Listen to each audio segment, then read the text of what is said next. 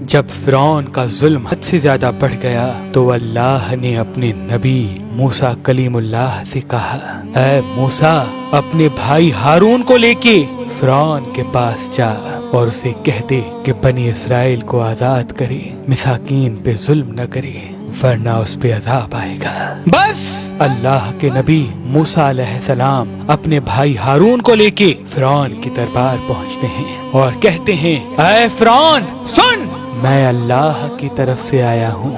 فرعون ہنس کے کہنے لگا، کون اللہ؟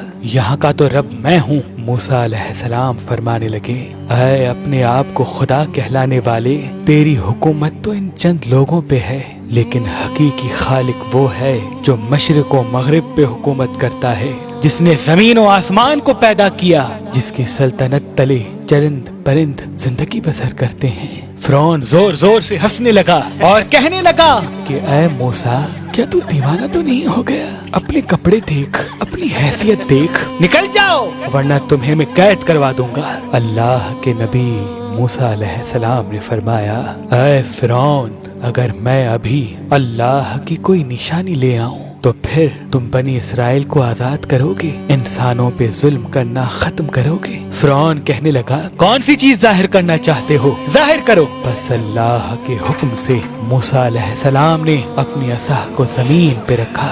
جیسے ہی اس عصا کا زمین پہ رکھنا تھا، وہ اژدہا بن کے پورے محل میں پھرنے لگا۔ پھر اللہ کے نبی موسیٰ علیہ السلام نے اپنی بغل میں ہاتھ ڈال کے جیسے ہی باہر نکالا تو وہ چاند کی طرح روشن نظر آنے لگا۔ فرعون کے محل والے سب حیران ہو گئے۔ فرعون نے سوچا کہیں بغاوت نہ ہو جائے تو کہنے لگا، اے موسیٰ، کیا تو اس جادو کے زور سے میری سلطنت کو ختم کرنا چاہتا ہے، بنی اسرائیل کو آزاد کرنا چاہتا ہے؟ اے موسیٰ، یہ زمین جادوگروں کی زمین ہے اور میرے پاس اس سے بھی بڑے جادوگر موجود ہیں، کیوں نہ ایک مقابلہ کرتے ہیں؟ تو اپنا جادو دکھا، ہم اپنا جادو دکھاتے ہیں۔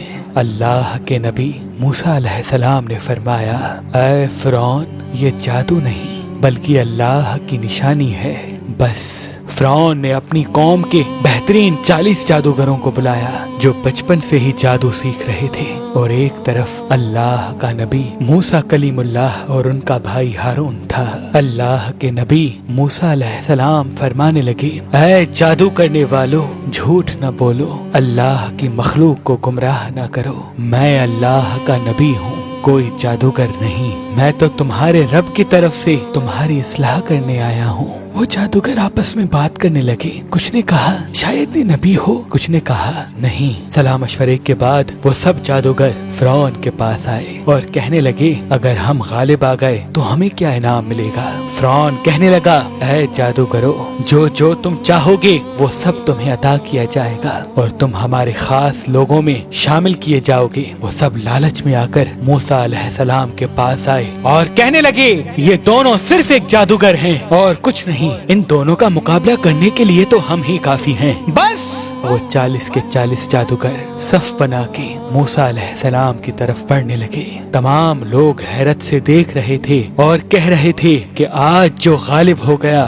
بس وہی سچا ہے۔ پھر وہ جادوگر کہنے لگے، اے موسیٰ، پہلے تم اپنی نشانی ظاہر کرو، پھر ہم تمہیں دکھائیں گے کہ ہم کیا ہیں۔ اللہ نے موسیٰ پر وحی کی کہ اے موسیٰ، پہلے ان کو اپنا جادو دکھانے دے۔